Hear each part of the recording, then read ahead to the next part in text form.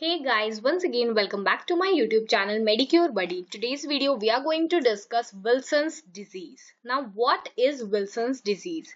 Wilson's disease basically एक autosomal recessive disease है जो कि कॉपर ट्रांसपोर्ट में डिफेक्ट होने की वजह से पाई जाती है। ठीक है, इसकी वजह से क्या होता है, कॉपर का ट्रांसपोर्ट नहीं हो पाता है बाय द हेपेटिक लाइसोसोम और वो कॉपर जो है वो अक्यूमुलेट हो जाता है लिवर में, डिपोजिशन होने लगता है उसका लिवर में, ब्रेन में, किडनी में, स्केलेटल सिस्टम में और इसकी वजह से ही विल्सन्स डिजीज होती है।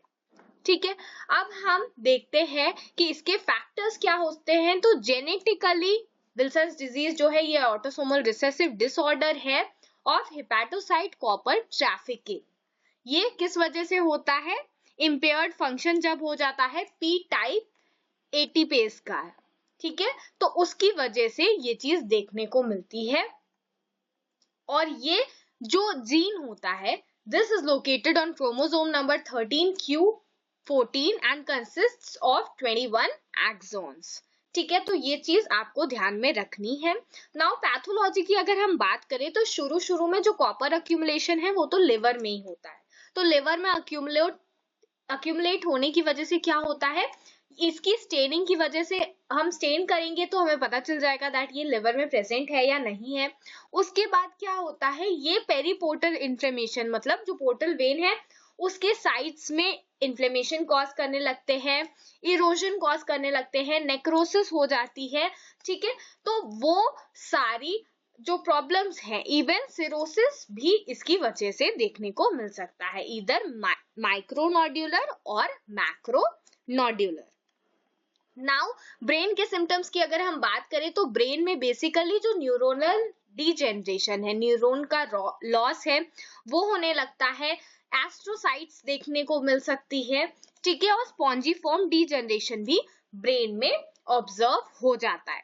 ठीक है, क्लिनिकल अगर हम फीचर्स की बात करें तो this is the table in which it has been mentioned. So hepatic features में बेसिकली हेपेटाइटिस से लेके सिरोसिस तक सारी क्लिनिकल मैनिफेस्टेशंस देखने को मिल सकती है। न्यूरोलॉजिकल की बात करें तो अगर जो सेल्स हैं न्यूरॉन सेल्स उसमें डिस्टर्बेंस आ रहा था तो उसकी वजह से certain symptoms like parkinsonism and gait का disturbance, dysarthria, drooling of the saliva, seizures, chorea, ये सब देखने को मिल सकता है। साइकेट्रिक डिसऑर्डर्स में depression, mood disorders, personality changes, schizophrenia that is जो फ्रैगमेंटेड माइंड है, मेंटल रिटार्डेशन, ये सारी चीजें भी देखने को मिल सकती है। हेमेटोलॉजिकल कंप्लेंट्स अगर देखें तो these are the complaints that can be observed। Ophthalmic बहुत इंपॉर्टेंट है, इसमें जो केयर फ्लिशर रिंग है and sunflower cataract, both of these are of utmost importance. Examination में पूछा भी जा सकता है दैट केएफ रिंग जो है वो कहाँ ऑब्जर्व होती है एंड कौन सी क्लिनिकल कंडीशन में। So that is the autosomal recessive disorder जो कि किस वजह से हो रहा है, लिवर में हो रहा है कॉपर के अक्यूमुलेशन की वजह से। अदर सिम्टम्स जो है दूसरे सिस्टम्स में वो भी प्रेजेंट हो सकते हैं। ठीक है, हम इसका डायग्नोसिस कैसे करेंगे, तो बेसिकली जो सीरम कॉपर है, ठीक है, ये चीज टोटल कॉपर बढ़ा हुआ मिलेगा। ठीक है, स्लिट लैम्प इवैल्यूएशन करेंगे, ये जो है ना ये कॉर्नर स्टोन होता है इसकी डायग्नोसिस का, बहुत इंपॉर्टेंट है केएफ रिंग जो मैंने आपको अभी भी बताया। मूविंग ऑन, हम इमेजिंग के लिए भी जा सकते हैं, we can go for MRI and CT scan जिसके थ्रू भी हम ब्रेन की इमेजिंग करके पता कर सकते हैं।